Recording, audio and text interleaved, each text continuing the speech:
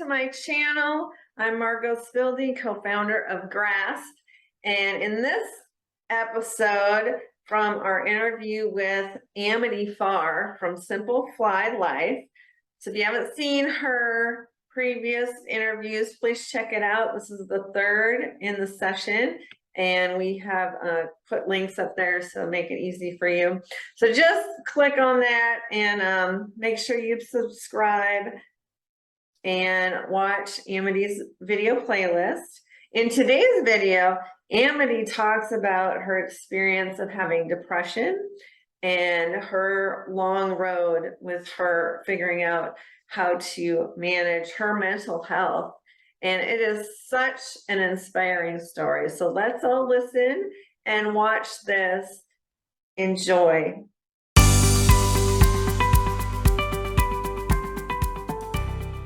How are you thriving now? I think I'm making one. The theme of my life now is actually what my mom tried to teach me when I was 2 to 3 years old, but never took. And it is, I am enough.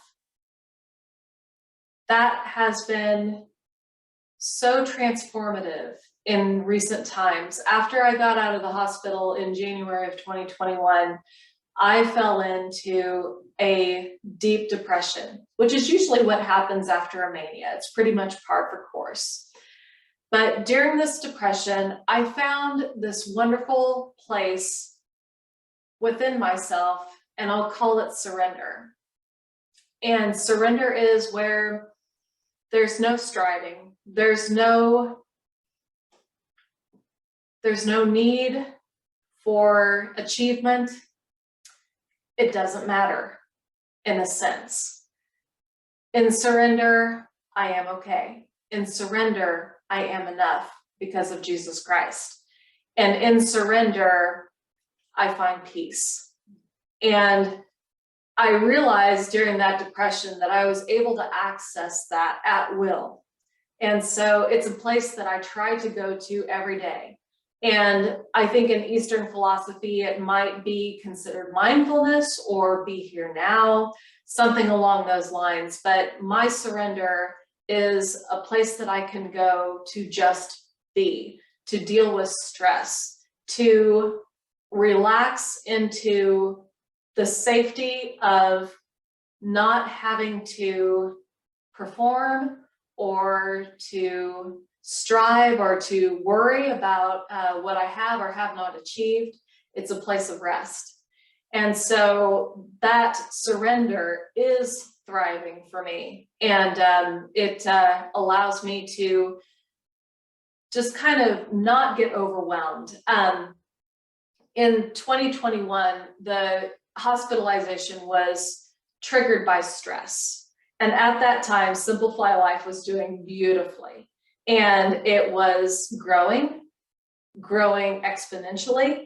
And I was trying to shoulder it all. And I was working 12 to 14-hour days, most times 7 days a week.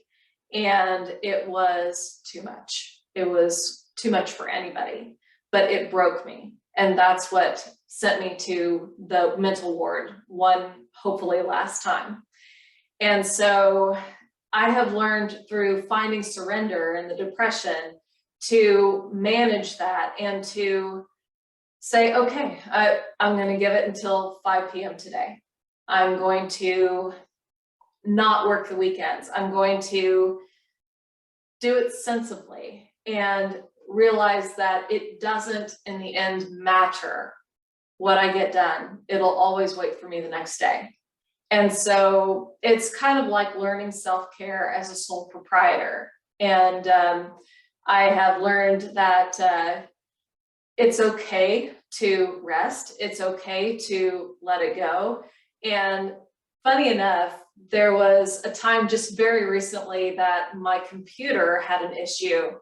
And I didn't realize how virtual Simple Fly Life is, but it is definitely on par with an e-business, even though it's a physical service. And I was dead in the water for 7 days. But you know what? It didn't matter. I was able to pick it up after I got my computer back, and all the things that I had set out to do either waited or just didn't really need to be done in the end anyway. So that was a lesson in thriving, and just knowing that I can get caught up in what I think is important, but the important things are important, and the important things will get themselves done. What do you think what do you want to tell other women? You know, what do you want other women to know or to get from your story?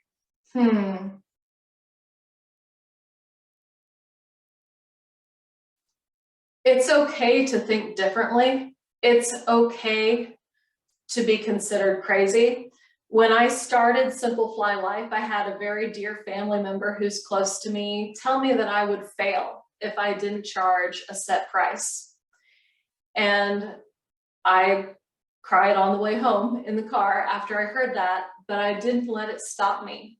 And so my life and Simple Fly Life is about promoting a gift economy. And the gift economy in a nutshell is the way nature does things. Nature is gift for gift. There is no concept of debt in nature. And I hate debt myself, and I hate it for other people, and I want to free other people from it. But what I would ask of other women is, don't be afraid to go against the status quo. Even if it seems like an impossible battle, if you believe it in your heart, go for it and see what happens. Treat life as a grand experiment. Treat it as play. If you are playing with the important things in life, you're not doing a disservice to yourself or others. You're actually on the verge of discovering something very important. And so I would say to women, be yourself. Don't be afraid if people think that your ideas are less.